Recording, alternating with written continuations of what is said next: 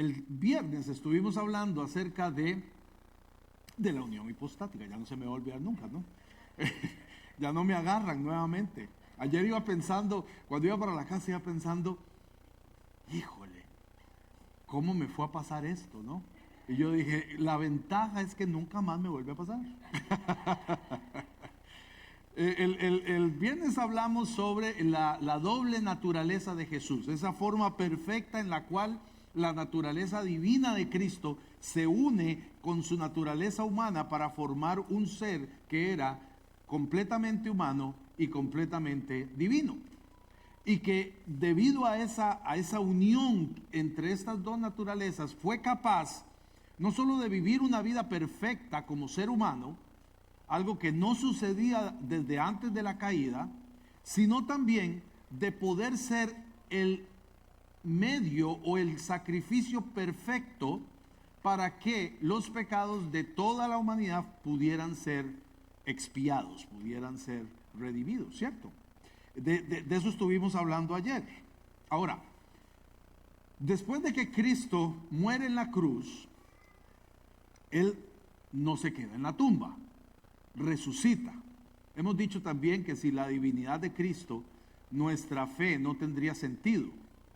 Pero también esa divinidad se ve reflejada en el hecho de que Jesús resucita de entre los muertos de una forma como no ha habido otra en toda la historia, porque ustedes podrán decir, no, pero es que ya hubo resurrecciones en la Biblia, ¿verdad? Un profeta por allá resucitó a un niño, el mismo Jesús resucitó a otro muchacho que lo iban a ir a enterrar, resucitó a Lázaro, o sea, como que ya hubo otras resurrecciones, pero ninguna fue como esta, porque esta fue una resurrección que no necesitó de ningún tipo de vehículo para suceder. Es decir, Dios no utilizó a nadie más para que Jesús resucitara. Jesús resucitó por el poder del Espíritu Santo, que lo levanta de entre los muertos a nuestro Señor de una forma absolutamente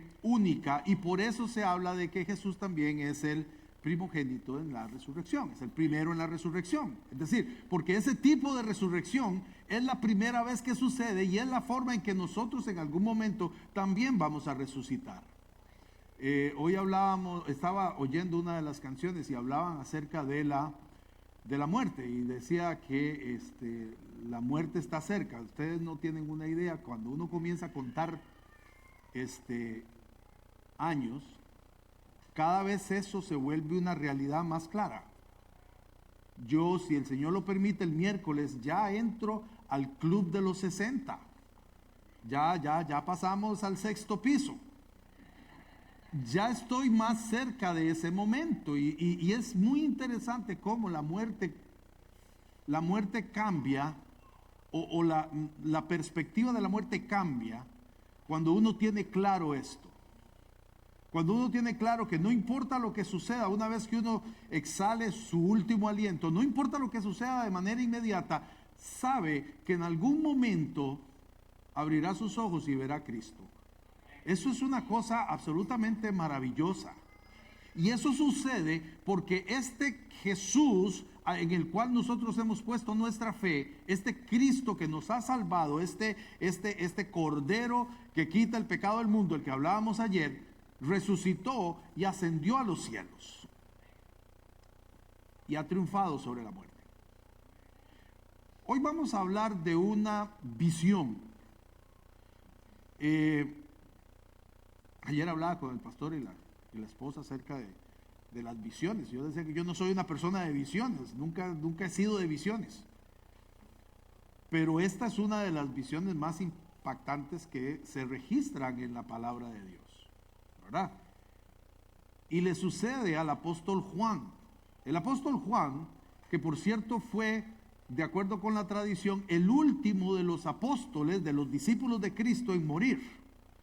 Parece que, de hecho, creo que fue el único, dime si me equivoco, el único que no murió atravesado por una espada o con la cabeza cortada, es decir, el único que murió de viejito. O sea, Juan ya era un anciano, pero él había sido exiliado a una isla que se llama Patmos, y ahí, mientras estaban dejando que el viejito se muriera, básicamente, Dios le da una visión. Eso soy yo el que está haciendo escándalo. Dios le da una visión. Y esa visión es la que está recogida en el libro de Apocalipsis. Apocalipsis es un libro interesante. La apocalíptica, hermanos, no es...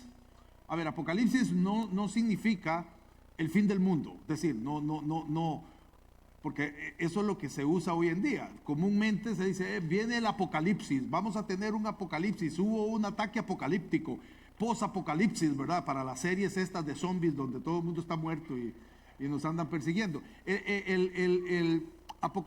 La apocalíptica era un estilo de literatura, era un estilo de escribir, en el cual se utilizaban este tipo de elementos que eran simbólicos para hablar de cosas y para representar cosas. Generalmente la literatura apocalíptica era utilizada durante el tiempo intertestamentario, es decir, más o menos entre el momento en que Malaquías fue escrito al momento en que fue escrito Mateo, que son alrededor de unos 400 años.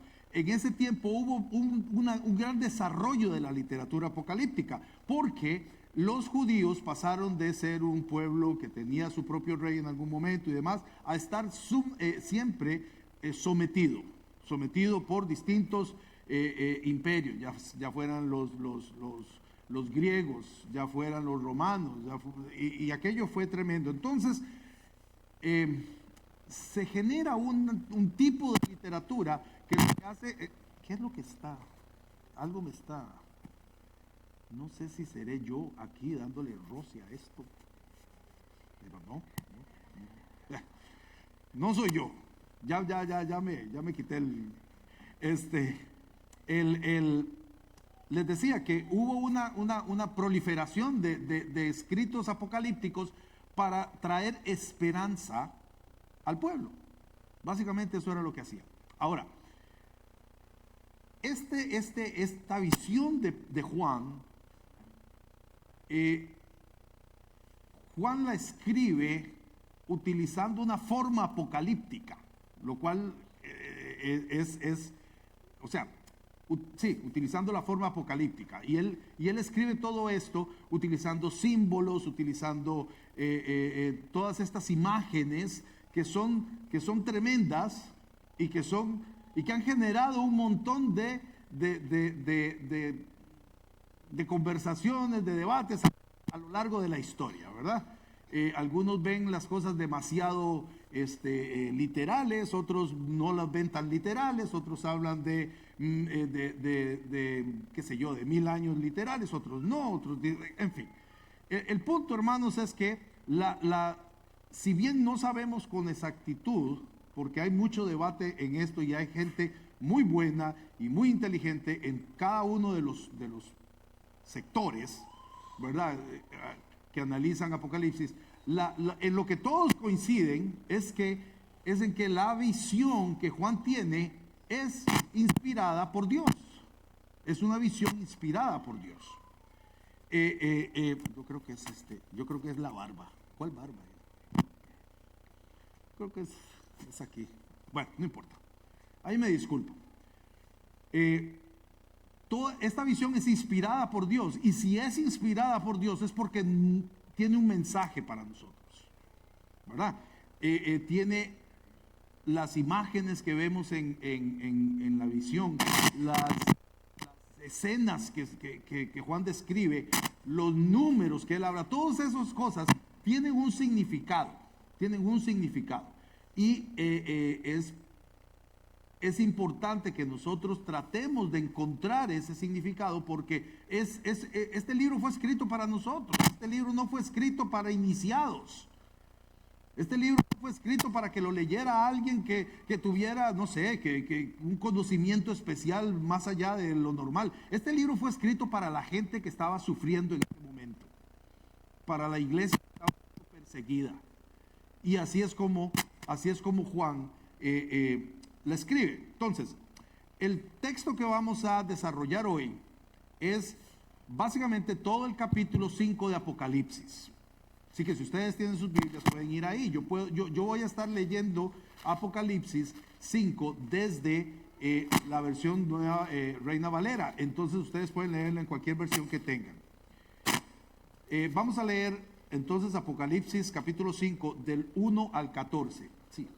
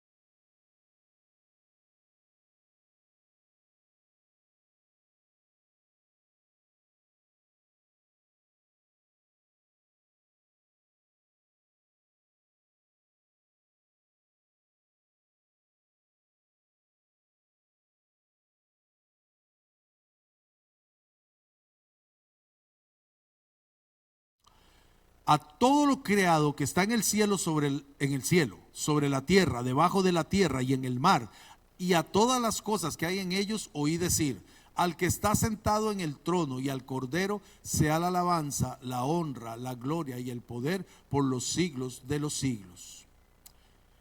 Los 4 seres vivientes decían amén, y los 24 ancianos se postraron sobre sus rostros y adoraron al que vive por los siglos de los siglos. Muy bien. Este es un pasaje muy bonito, muy bonito. De hecho, es interesante porque los 3 primeros capítulos del libro de Apocalipsis, básicamente lo que hace Juan es contarnos las cartas que fueron enviadas por uno que se le aparece, que tiene ojos de fuego y que tiene una espada que sale de su boca y demás, y le dicta cartas para 7 iglesias que habían en este momento en que Juan está ahí. Le escribe 7 cartas a 7 iglesias. Pero a partir del capítulo 4 el asunto cambia. Ya no es solamente un dictado de algo que el apóstol tenía que escribir, sino que empieza a variar el asunto y se vuelve interesante la cosa.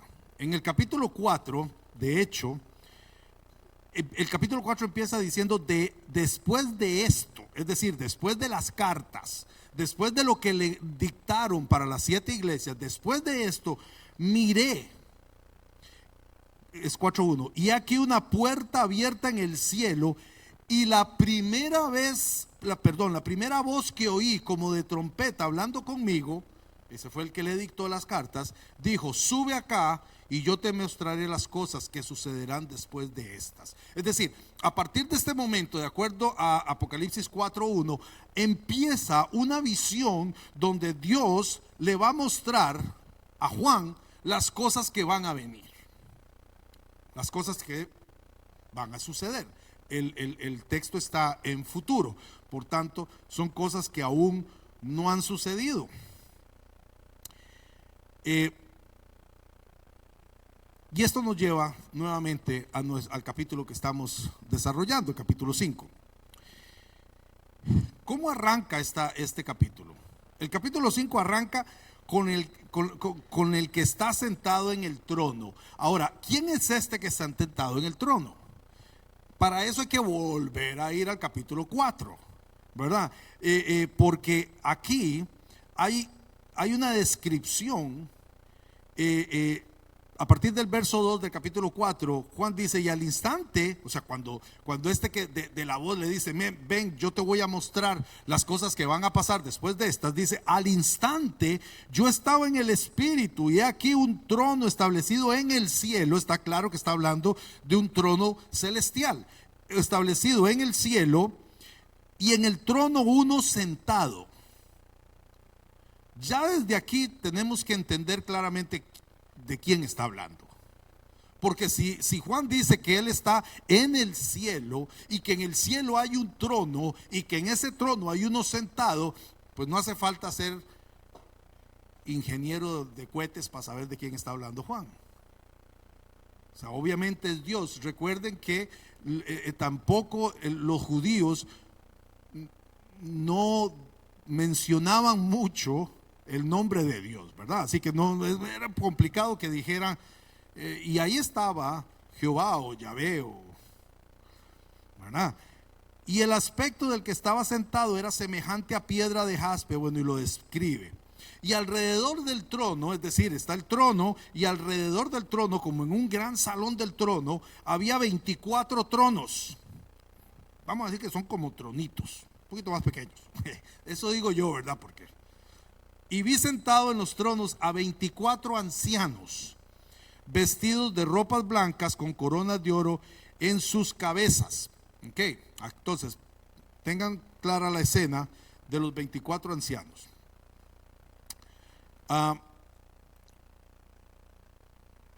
Y había 4 seres vivientes. Verso 6 dice: y delante del trono había como un mar de vidrio semejante al cristal, y junto al trono y alrededor del trono 4 seres vivientes llenos de ojos delante y detrás. Y describe a los seres vivientes. Y esto después, si pasamos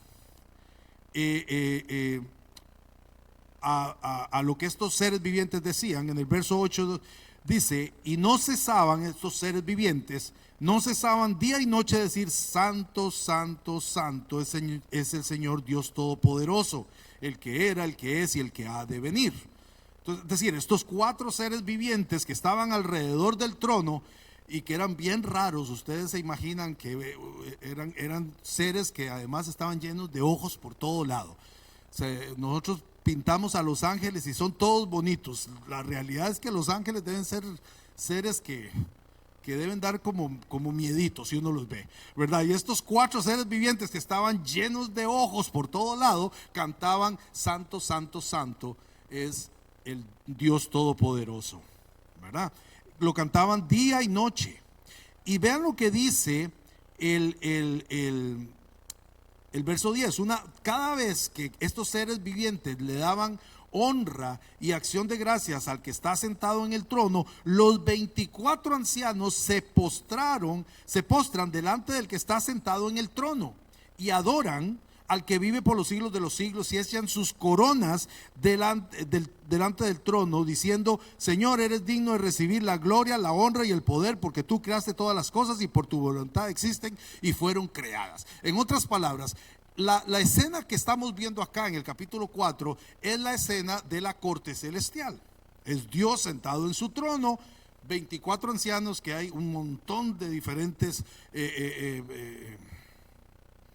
teorías sobre quiénes son o qué representan, pero lo importante es que estos 24 ancianos, cada vez que los seres estos vivientes adoran a Dios, mencionan, le dan gloria a Dios, ellos se postran delante del que está en el trono, o sea, del rey, tiran sus coronas delante de él y le dicen: digno eres de recibir todo el honor y el poder y la gloria, porque tú creaste todo lo que hay. O sea, tengan clara esa imagen, porque vamos a ver en capítulo 5 algo que sucede y que tiene mucha importancia para lo que estamos hablando. Ahora, volviendo al capítulo 5, dijimos que arranca con el que está sentado en el trono, ¿verdad? Juan ha estado viendo lo que lo rodeaba, todo lo que acabamos de hablar, ha estado describiéndolo, y en un momento él dice: y vi en la mano derecha, o sea, vuelve su atención al que está sentado en su trono y nota que tenía un rollo en su mano derecha. Ahora, los escritos, hermanos, los escritos del siglo I se escribían en piezas de papiro o de piel de animal. No eran libros como estos, todavía no se utilizaba. Esto se llegó a utilizar bastante más adelante en la historia. Lo que se hacía era que se unían pedazos de papiro, pedazos de piel de animal, y se iba escribiendo en ellos. Normalmente se escribía solo de un lado, y lo que se hacía era que se enrollaban, por eso se llaman rollos, y cuando no se quería que el contenido lo leyera alguien, como cuando usted manda una carta y la sella para que nadie la lea, ellos sellaban, y los sellos eran una cera que la derretían con fuego y la dejaban caer sobre el pliegue donde se cerraba. Entonces esa cera se enfriaba y quedaba dura. Y la única forma de abrir ese rollo y poder leerlo era rompiendo el sello. Literalmente había que romperlo para que se pudiera entonces abrir. Muy bien. En este caso, este rollo era diferente, era un poco diferente a lo que vio Juan, porque en la escritura estaba tanto por dentro como por fuera. O sea, había sido escrito por dentro y por la parte exterior. Lo que simbolizaba un texto de gran tamaño, para el que no bastaba solamente una parte del documento. Ahora, este rollo estaba sellado, ya dijimos que se sellaban los rollos, pero estaba sellado no solo una vez, estaba sellado 7 veces. Así que podemos entender que había una motivación muy fuerte. Si un sello era suficiente para que nadie más lo leyera, imaginen 7. O sea, obviamente aquí lo que se decía es: aquí esto es secreto, esto nadie lo puede saber, ¿verdad? Era un secreto que solo quien había escrito el texto conocía. Ahora, el uso del número 7, hermanos, implica en el pensamiento bíblico, 7 implica normalmente que algo es completo, que es pleno, ¿verdad? Así que podríamos entender que el sello del rollo era pleno y su contenido imposible de descifrar. O sea, no sabíamos exactamente qué había. Ahora, el ángel en el verso 2, viene un ángel, dice, y vi a un ángel muy fuerte que pregonaba a gran voz: ¿quién es digno de abrir el libro y desatar sus sellos? Aquí la pregunta del ángel, hermanos, en cierta forma es retórica, ¿verdad? El ángel hace una pregunta porque sabe ya cuál es la respuesta. Si el rollo había sido sellado por la mano de Dios de una forma completa y absoluta, por eso los 7 sellos, ¿quién en toda la creación era lo suficientemente digno de romper el secreto que Dios mismo había establecido? La pregunta era totalmente retórica.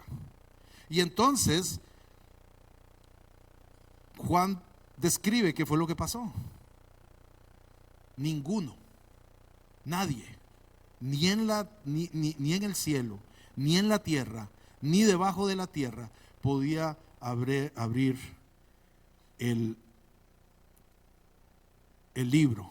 Y dice, ni aún mirarlo. Ahora, la pregunta del ángel, hermanos, es: ¿quién es digno? Fíjense que no, aquí el ángel no pregunta: ¿quién quiere abrir el libro? ¿Quién puede abrir el libro? ¿Quién tiene el poder de abrir el libro? Habían seres muy poderosos alrededor del trono. La pregunta no fue esa, la pregunta es: ¿quién es digno de abrir el libro? Y aquí es importante que nos detengamos un segundo, porque aquí la palabra esta digno, lo que significa es tener un valor intrínseco, que es propio. Es decir, yo soy digno por quien yo soy. La pregunta aquí es: ¿quién es suficientemente digno por el valor que tiene, porque sea merecedor de esto, porque sea precioso, porque sea justo, porque esta dignidad, este valor es intrínseco en él mismo? ¿Quién es suficientemente digno como eso para poder ir y quitarle a Dios de su mano el rollo y abrirlo? Porque recuerden dónde estaba el rollo. El rollo estaba en la mano de Dios, ¿verdad? O sea, no era solamente decir yo lo hago, voy a tratar de hacerlo. Era ir y quitárselo, era acercarse directamente a la presencia de Dios mismo y tomar el rollo de su mano. Eso era lo que estaba en juego. Obviamente, la respuesta que recibe el ángel es silencio. Es silencio, nadie responde. ¿Por qué? Porque nadie es digno, porque todos entendieron lo que significaba la pregunta. Y nadie es digno. Y eso produce una gran tristeza en Juan, quizás sabiendo lo que sus hermanos en Cristo están sufriendo a lo largo del mundo por su fe, y empieza a llorar. Y ahí es donde viene uno de estos ancianos, no se dice cuál ni nada por el estilo, pero uno de estos ancianos, en verso 5, viene y le dice: no llores, he aquí que el león de la tribu de Judá, la raíz de David, ha vencido para abrir el libro y desatar sus 7 sellos. Estos dos títulos, el león de la tribu de Judá y la raíz de David, eran mesiánicos y eran bien conocidos por los israelitas, y evocaban la imagen de un rey poderoso y conquistador. El león de la tribu de Judá, la raíz de David. Recuerden quién fue David. David fue uno de los reyes más conquistadores que tuvo Israel. Y luego de hablar del león de la tribu de Judá es hablar de un animal fuerte, poderoso. Es decir, esta era la imagen que tenían los judíos del Mesías. El Mesías va a venir y va a ser la raíz de David, es decir, el que va a ser el rey sobre Israel, y va a venir como el león de la tribu de Judá, de manera que va a venir, como dicen en España también, como elefante en cacharrería.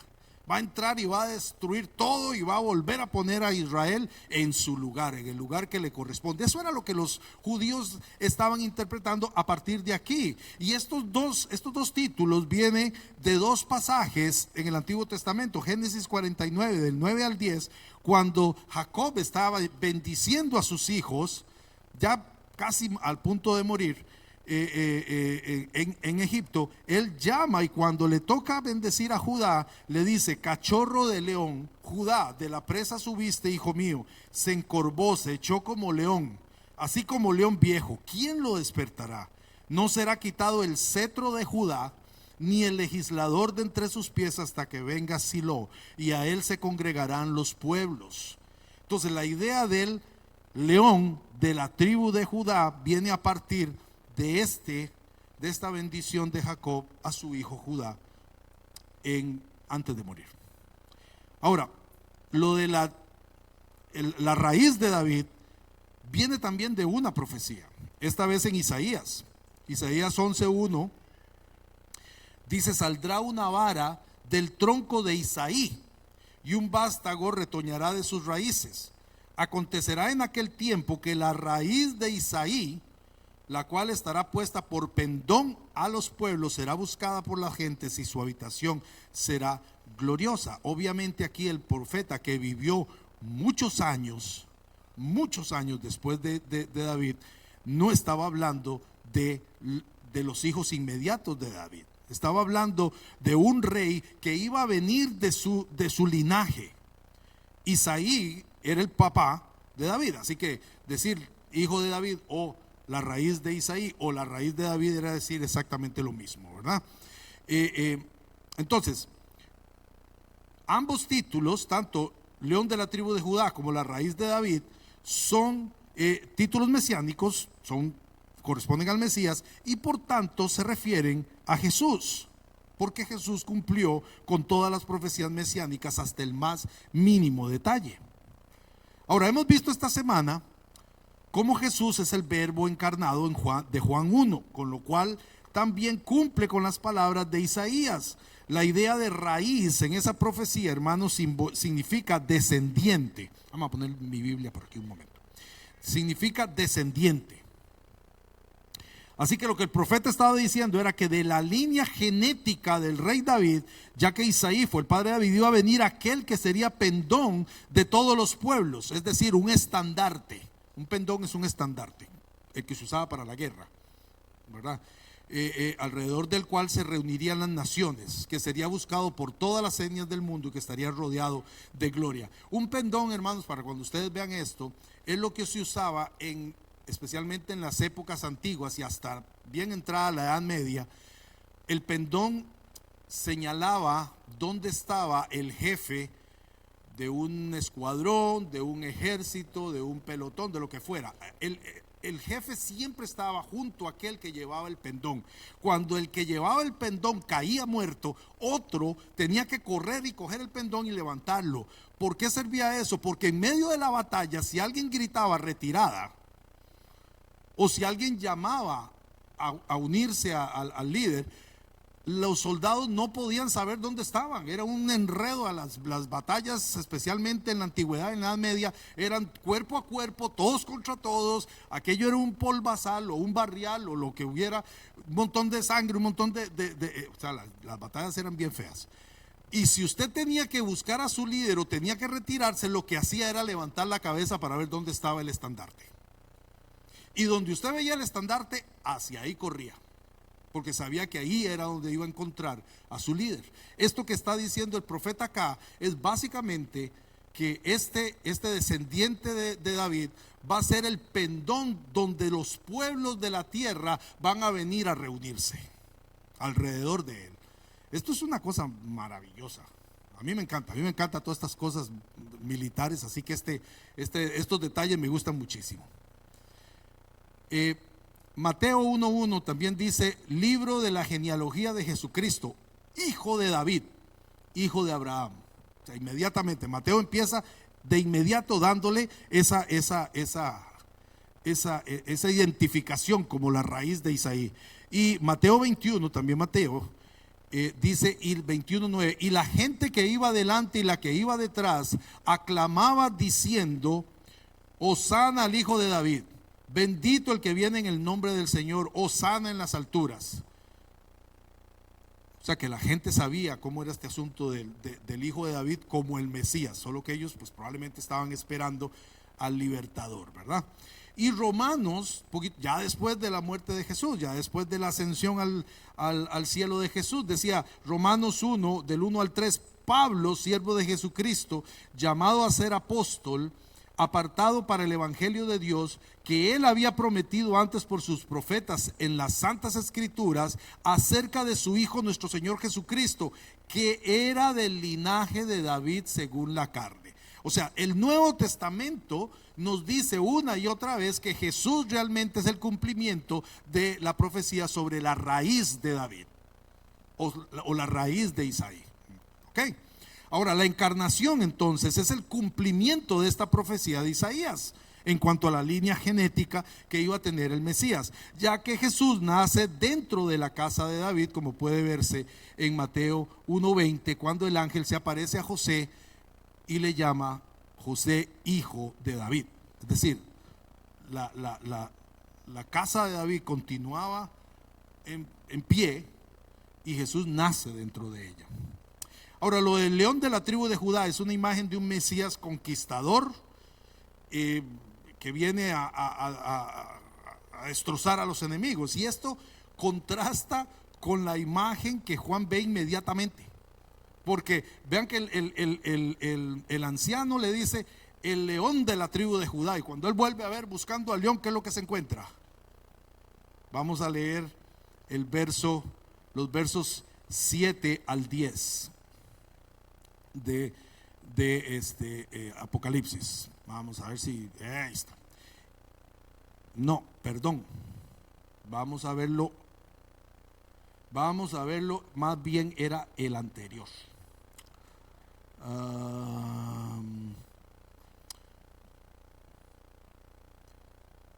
Aquí, verso 6, perdón, verso 6. Verso 6, 5, 6. Y miré y vi que en medio del trono y de los 4 seres vivientes y en medio de los ancianos estaba en pie un cordero como inmolado. O sea, le hablan del león de la tribu de Judá y lo que aparece es un cordero como inmolado. Como que no se ajustan, ¿verdad?, las imágenes. Y este cordero tenía 7 cuernos y 7 ojos. Esto también tiene que ver, son imágenes que reflejan poder, que reflejan sabiduría, que reflejan omnisciencia, etcétera, etcétera. Los cuales son los 7 espíritus de Dios enviados por toda la tierra. Y vino el cordero como inmolado vino y tomó el libro de la mano del que estaba sentado en el trono. Wow. Y cuando hubo tomado el libro, los 4 seres vivientes y los 24 ancianos se postraron delante del cordero. Todos tenían arpas y copas de oro llenas de incienso, que son las oraciones de los santos. Y cantaban un nuevo cántico diciendo: digno eres de tomar el libro y de abrir sus sellos, porque tú fuiste inmolado y con tu sangre nos has redimido para Dios de todo linaje y lengua y pueblo y nación. Y el verso 10 dice: y nos has hecho para nuestro Dios reyes y sacerdotes y reinaremos sobre la tierra. Ahora, este cordero sacrificado entonces se dirige al trono de Dios y toma el rollo del que estaba sentado en el trono. Esta acción, hermanos, no es la de un ser espiritual muy poderoso y que tiene mucha confianza con el rey, porque ninguno de los que estaba al frente lo había hecho. Ni siquiera ninguno de los seres vivientes que estaban alrededor del trono se atrevieron a presentarse delante de Dios y tomar el rollo. Ninguno.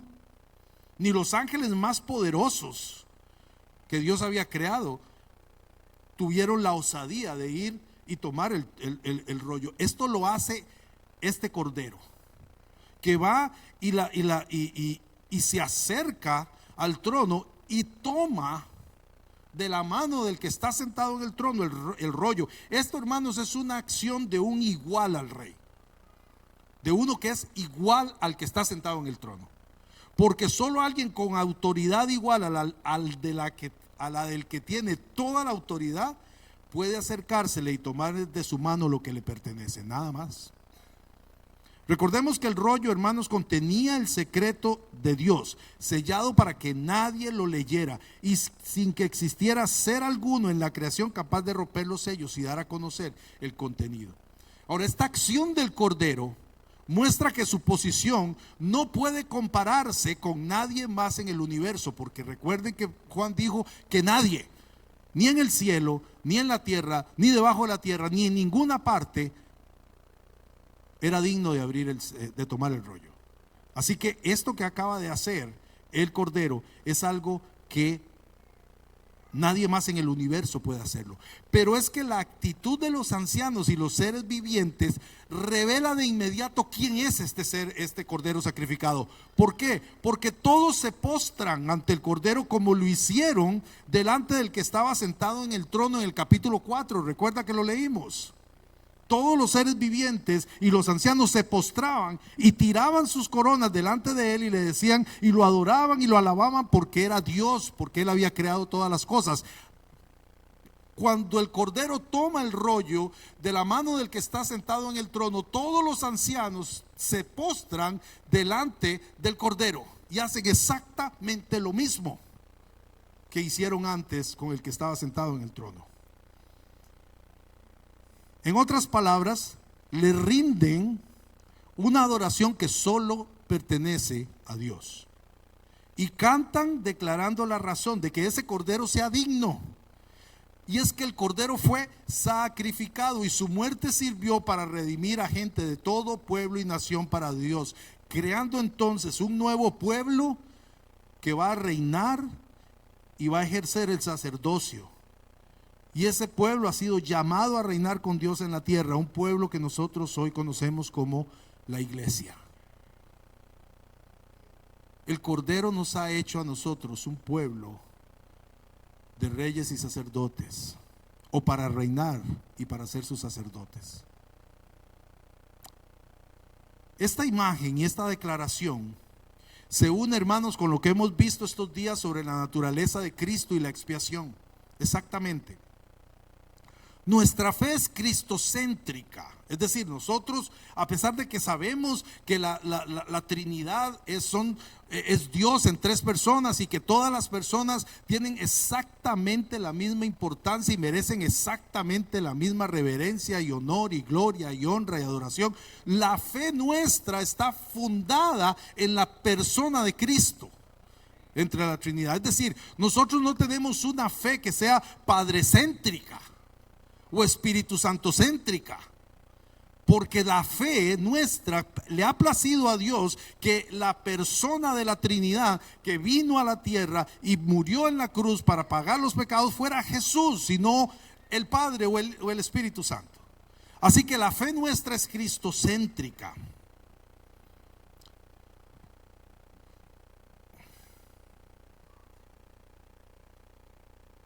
Se encarnó Dios en la persona de Jesús con un propósito claro: vivir una vida perfecta para morir como sacrificio, la única muerte que podía expiar los pecados de la humanidad.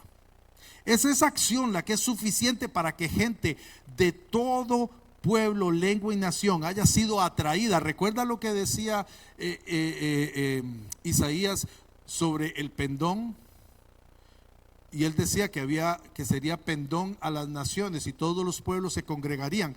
Bueno, la figura de Jesús, la persona de Jesús es suficiente para que gente a través de estos últimos 2000 años, gente de toda lengua, pueblo y nación, se congregue a su alrededor. Hermanos, a nosotros nos une cosas con gente con la que jamás en la vida podríamos tener ni una hora sentados, porque son tan diferentes a nosotros que no sabríamos cómo actuar. Y sin embargo nos une la sangre de Cristo, nos une el hecho de que hemos sido atraídos todos como pueblo del Señor por este pendón, por este estandarte que es Cristo, levantado con su sangre y con su muerte. Hemos sido atraídos por la predicación del Evangelio hacia la persona de Jesucristo, y es por eso que el cielo entero, hermanos, adora al Cordero que está nuevamente en el lugar que le corresponde a él como Dios. Y vamos a entrar ahora a los últimos 5 versos, del 11 al 14, o 4 versos, los últimos 4 versos, 11 a 14. Y miré y oí la voz de muchos ángeles alrededor del trono y de los seres vivientes y de los ancianos, y su número era millones de millones, y que decían a gran voz: el Cordero que fue inmolado es digno de tomar el poder, las riquezas, la sabiduría, la fortaleza, la honra, la gloria y la alabanza. y a todo lo creado que está en el cielo y sobre la tierra y debajo de la tierra y en el mar y a todas las cosas que en ellos hay, oí decir: al que está sentado en el trono y al Cordero sea la alabanza, la honra, la gloria y el poder por los siglos de los siglos. Y termina el verso 14: los 4 seres vivientes decían amén, y los 24 ancianos se postraron sobre sus rostros y adoraron al que vive por los siglos de los siglos. En esta otra parte de la visión de Juan, ya se unen a la adoración de los seres vivientes y los 24 ancianos todos los ángeles del cielo, todos. Lo primero que sucede es que todos los ángeles vienen a adorar al Cordero. Y lo que hacen es hacer una declaración. Dicen que el Cordero es digno. Ahora, ya no solo de abrir los sellos del rollo, que fue lo primero que dijeron. Ahora, el Cordero es digno ¿de qué? De recibir 7 cosas. Vamos a ir viendo cada una de ellas así rápidamente. Lo primero que dicen es que el Cordero es digno de recibir todo el poder. La palabra aquí que se usa para poder, hermanos, significa esa capacidad que es inherente al ser que lo tiene. Es decir, que nadie le ha dado a Jesús ese poder. Él lo tiene. Es la capacidad de alguien para hacer cualquier cosa que desee. Es un poder absoluto que solo posee Dios. Entonces, todo el ejército de los cielos se está adorando a Cristo y diciendo: tú eres digno de tener el poder. Este poder que solo le pertenece a Dios es tuyo también. Pero también las riquezas. Y esto es más que posesiones materiales, aunque las incluye. Es decir, Jesús Cristo es dueño de todas las riquezas que hay en el universo. Todo le pertenece. Pero también es digno de recibir la sabiduría, hermanos. Esto es toda la inteligencia, todo el conocimiento y el discernimiento que pueda existir. En otras palabras, la omnisciencia absoluta de Dios. La cuarta cosa que el Cordero recibe es la fortaleza. Esto es toda la fuerza y el poder que además son retenidos, no se pierden nunca. La honra es el honor, el aprecio, la consideración y el respeto que se le da a alguien. Jesús, hermanos, merece que se le dé esa honra por encima de cualquier otro.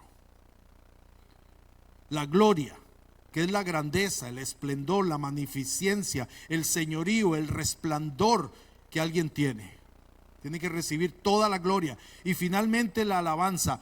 Una alabanza, hermanos, es un elogio. Un elogio es hablar bien de alguien.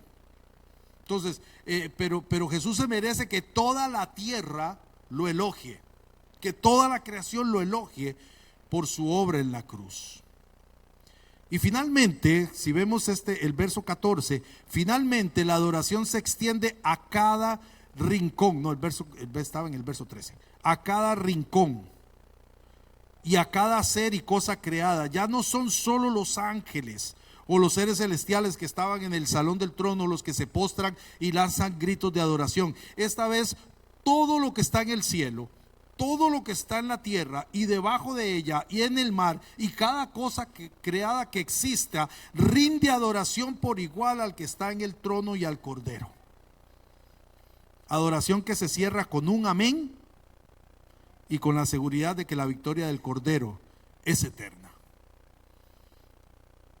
Yo me imagino ver esa visión, o sea que en el momento, primero millones de ángeles cantando al mismo tiempo, aquello tiene que haber sido una locura. Y luego no solamente es eso, es que todo lo que está en el cielo, a estas voces de adoración se unen todo lo que está en la tierra y debajo de ella y en el agua y en toda la creación. Aunque no lo dice, yo me imagino que eso implica a todos los animales, a todas las cosas, incluso no sé, la naturaleza entera, a su manera, adorando a Dios y adorando al Cordero.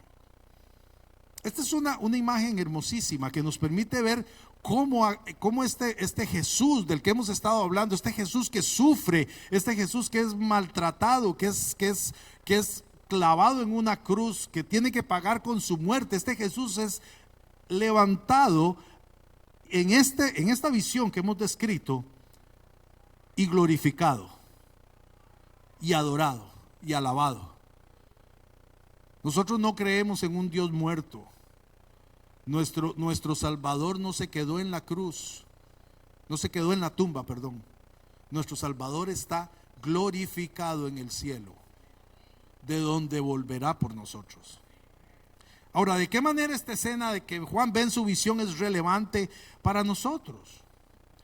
Para contestar esta pregunta hay que recordar, hermanos, que nuestra fe, como ya lo dije, se centra en la persona de Jesucristo, el Cordero de Dios que quita el pecado del mundo, el Cordero inmolado, que con su sangre derramada hizo expiación por el pecado de toda la humanidad, redimiendo para sí a un nuevo pueblo formado por personas de cada lengua y nación, pueblo llamado iglesia, y del cual formamos parte todos nosotros.